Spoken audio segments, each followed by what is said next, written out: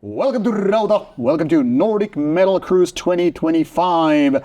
And this time we have a band of funny hats. Yes, I had to start with that silly comment. Please welcome Arcturus. Sir, please state your name and status in the band. ICS Vortex, vocalist, funny hats. Yeah, thank you. That's appreciated. We've been around since mid-90s, so Quite a fucking long time. Doesn't really fucking sum it up, but I get what you mean. It doesn't. That's fine. But I wanted to start with that because the last time I saw you live, about 2 years ago at Inferno, it was very obvious that you guys are there to do both very artistic and at the same time, one could, I guess, make the claim a little bit comedic. The problem with me, that's the worse it is, I feel, the more comedic it gets. And that was probably to date the worst gig we ever had. How so? Because I was trying out in-ears and I was going to be professional. I bought in-ears gears for a lot of money. It cost me a lot of money. Yeah, those are expensive. It's expensive as fuck, and it went total bullshit. When the curtain went up, we were still sound checking. It was like, everybody was there. And just fucking horrible experience from A to fucking the last letter in the alphabet, whatever that is. So yeah, horrible experience. We got through it because we're professional. But yeah, there was a lot of funny hat moments, I'm sure. And it was totally unpleasant. But no, that's the last time I went with the inners. All right. So not going that road anymore. Well, I mean, I should because it is professional. Yep. But you need an inner guy to do that. All kids get an inner guy if you're gonna do inners. Yeah. All right. About tech talk, let's jump back. Tech talk related in here. But let's go, before we go into the more recent dates of Arcturus. Obviously, you mentioned this, about 30 years in the making. The road has been quite, let's say, interesting, considering where Arcturus started. Obviously, there was more clear black metal moments in the beginning, then very, very much avant-gardist. And obviously, the latest albums are quite different. How, in hindsight, you see all this Tanley path of the band? At the very, very same spots as we started. Really, that's what I think. I mean, yeah, there's a little bit of that and this and that, but Arcturus is Arcturus, and it's still, from what I remember, listening to My Angel and Morax back in the day, I still get the same feeling from Arcturus. It's something, yeah, Arcturus. Now, considering the nowadays albums, the very, very recent stuff, it's not really that much, how to say, extreme metal, obviously, like I think it is. I think it's very extreme. But yeah, it doesn't mean you have to go fucking blast beats at exactly. 290 or whatever, but you just keep it interesting, and that's extreme enough for me because there's so much boring shit out there. Well, that's true. And obviously your range of vocals are very, very internationally known, that you don't do the easy path. That's a problem too, because you have too much time in the studio, and I'm guilty of that. It's just too much fun to do the vocals, and then I fucking overdo it. And that's my only regret. My only regret here in life. Fucking just keep it simple. Always better. When you're in the studio, you have, you can do that. Oh, that would be really cool. Oh, listen to this. Oh, I can do that too. What's interesting? It's interesting when you're listening to it like this, but when you have the whole fucking shebang, just fucking keep it simple. Much better. So I'm trying to restrain myself, but it's hard. But you also have done vocals for very, very many different kind of bands, and of course, with these all possible releases, the road must not always feel the same. How do you set your mind for given release or given song or whatever in order to make it something like unique? It's not that much, I think, in my book. I mean, it's spread over so many years, and I never felt that I've been into many bands or anything. I've said yes to a couple of projects, but it's very few in my book. So I'm most happy if I can be there from the start of a song and build it up. I'll get the feel of it, get the riffs, and then get the feel of the riffs, get the feel of the song, and then Then on that song you base lyrics, and then you'll have hopefully something like the whole package, and it will make sense, like in a deeper way.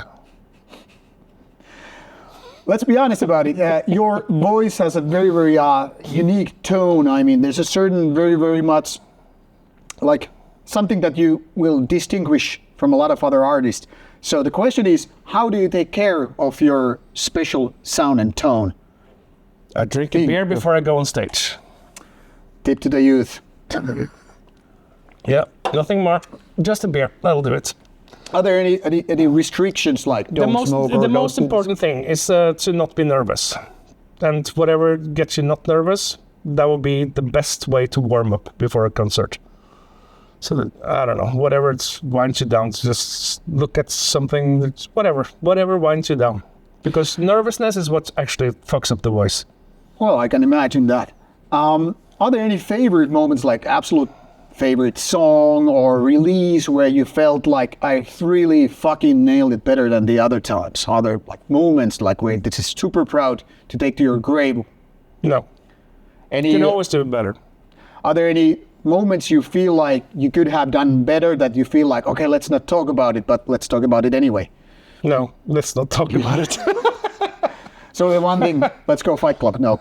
Yeah. But I mean, other like differences in the sense like everybody has their favorite pets and toys or loved ones in terms. I mean, many musicians tend to say like, this is my favorite, song or guitar part or drumming, whatever. Yeah, there's a lot of fantastic songs. Yeah, no, I like to listen to other stuff for that. I mean, yeah, whatever. Let's not go there. I don't want to. Let's ask it this way. Do you have certain vocalists that inspire you the most? Yes. Now we're talking. That's a good question. Well, it's Ozzy Osbourne, of course, because he's perfect. He's got the perfect... they have the riffs, and he's got the perfect melody line. And then it's just... Some of the lyrics could be better, but fucking give it. It was back in the day. And that's how you do it. That's perfect harmony between the vocals and riffs. Perfect. Poof. And that's inspirational. Do you remember a certain song which you really like made like, okay, I want to be a metal vocalist as well?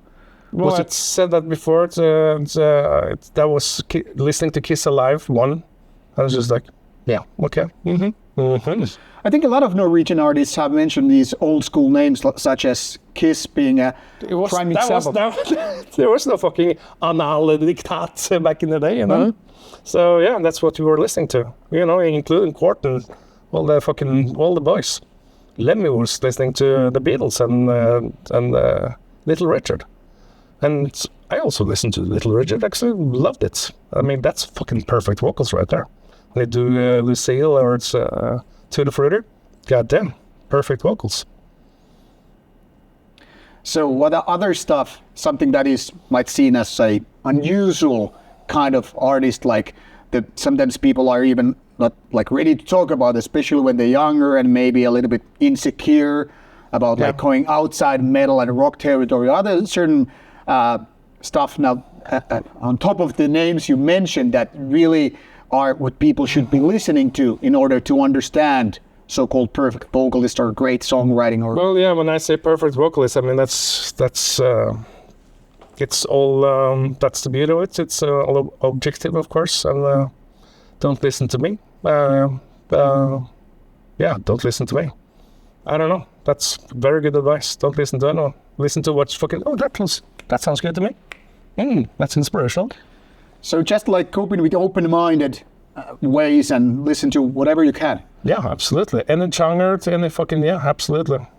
Now, let's ask this way. Are there certain genres, or, well, more like sub-genres, which you absolutely cannot stand because, well, the music isn't just for you? I don't like ska.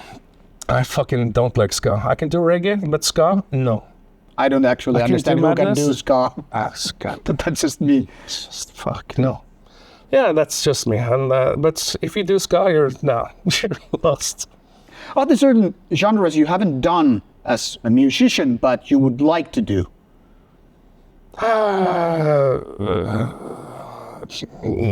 Not that I can think of. So you have pretty much traveled the places in that sense? No, absolutely not. I mean, no, definitely not. I mean, I've been pretty much locked up to metal the whole way, and there's definitely other genres. But it's what's in front of me. That's what I'll. I mean, the last Arcturus album. It's been taking forever, and it had to take forever, and it's been a lot of work, and it might not seem like it, but fuck yeah, there was a lot of, oh, that's, okay, let's try this, no, that's not good enough. Fucking scratch everything and start again, because it has to be better, at least, than the last album. To be fair to ourselves and to the fans. And yeah, it fucking takes time to do quality work, takes time. And I'd rather do that than do a lot of fucking different things. And oh, hey. Yeah. Now, Arcturus is, or has always been, basically, since the very first album, a unique and kind of avant-garde take in the Norwegian territory. It's like almost like the weird kid in the room where everybody else wanted to do the versions and the Dark Thrones and Immortals, you know, with how it goes. And then there's this weird kid, and let's use the funny hat comment here as like funny hat it's not a good thing. I don't want to be the funny hat guy. Yeah, but I'll be the retarded guy in the corner. I mean, that's much better. Funny hat. Okay, nah. Let's go with that if you want to. But I mean, how do you think the whole spectrum, how things are getting done, the whole experience has changed through the decades, because we're not teenagers anymore, obviously. Obviously. Now the whole experience. I mean, we got more. I don't know. Self-confidence as we went, because I mean, now we always said we didn't give a fuck, but now we really don't give a fuck. So it's just getting stronger in a way. For me, it's just more pleasant, and I mean, we're a band we're so happy to have the same members now for a very long time. We know each other. I mean, there's no weak links in the band. It's no one I would rather have or anything like that. It's just a bunch of friends and group of individuals that, misfits, whatever. Don't always agree, but there's respects, and that's, a bunch of hippie fucks. It's all good, it's actually lovely. It's, don't want to be anywhere else. Happy place. It's my happy place. No, things obviously wasn't too pro when it all started, when Norwegian black metal and all kinds of metal basically were put on the map on the very early 90s, and things were quite far from thinking like, hey, should I try in-ears instead of the stage monitors and all that stuff. So my question is, going from that very early experimental young ideas and days to this more pro era when you're getting, people are in their 50s and all. What do you think is the most changing thing? What has changed the most in terms of coming from a bunch of kids having hobbies instead of becoming a pro musician over the years? Oh yeah, I have so many questions. You have the wrong guy, because Steinar was the guy who started it all, keyboard player. So this should be a question for him, and then I totally lost track. And let's take the next one. All right. Now we were talking about, like, there are not too many Arcturus albums out there, given the years and all that stuff. And you mentioned it takes quite a bit of time to create them. Is it because it's actually so avant-garde or artistic? Avant-garde, I mean, that's just a word. Obviously it's a buzzword. That means nothing to me. It could be like garbage or whatever, the fuck. Yeah, but I mean, that's what people use. No, yeah, if you do avant-garde or if you do fucking pop, doesn't matter. What the fuck, whatever. But to make quality, it sounds dorkish, but it fucking takes time. If you're gonna do something proper, it'll fucking take time. If you're gonna do an album every year, yeah, you can do an album every year, but it like won't. Dark Throne basically does. No, I will not say anything about Dark Throne because they were my fucking heroes, and all the respect. They are founding fathers and pioneers, and pioneers can do what the fuck they want. We are not there to question them. They're fucking go Dark Throne, and they don't. Not every year. Don't believe you. Not every year, but every 18 months, give or take. I don't know. No, about certain bands, like if we could take this in the broader spectrum, certain bands can manage to somehow do it an album every couple of years and tour all the time, be it the Cannibal Corpses and the Marduk's, and some bands take it longer. And like mentioned, you've been in various bands and you've seen various... I mean, there's a reason why musicians do that. Because there is they make an album and they tour it, and then they make an album and they tour the new album, and that's the cyclist. We all have fucking day jobs in Arcturus, except Hellhammer. He's a rock star. So we don't need... there's no pressure. Yeah, that's what I was after. I earn more money fucking doing my truck driving at home than doing this. This is just pure passion. Is it actually like a good excuse to do what the fuck you want when it's about passion, not your day job? It's put it like this: every weekend now for the last 2 years, I've been home studying Arcturus, and I'm looking forward to it. Every Friday, it's like, fuck yeah, cool. It's that time again. Now, obviously, over the years, of course, the audience has matured, and people come, people go, and not every old fan is anymore right there. And I'm not talking about even the dead people. I'm talking about the people who are like, okay, I got too old. I decided to. It's not my thing to see the gigs, not the festivals and all that stuff. And you see new generation coming in. From your perspective, is there a difference between the audience of, say, 90s or early 2000s to now 2025? Yeah, they're more smiley. Well, more smiley, less being true and evil and all. Yeah, I mean, back in the 90s, everybody was like this in the back of the venue, and policing. It really was like a competition of being the most true and the most evil. Yeah. Which sounds ridiculous, but it was beautiful. It was very, very much a momentum of the time. I mean, it's been the same in Finland as well, so I can imagine it's kind of I'm sure. I mean, Finland is the metal capital of the world. I mean, you guys are even truer than the Norwegians. Cheer. That is a weird comment, but okay, let's slide. Okay, we're running out of time, it seems, and everybody has other business to do. Let's go a little bit prediction before I let you go. What will happen in, say, around here 2028, 2030 for Arcturus? Oh my God, as long as... Because I will be asking you the guest questions in a few years. Right, well, I just hope that no one died, and that's it.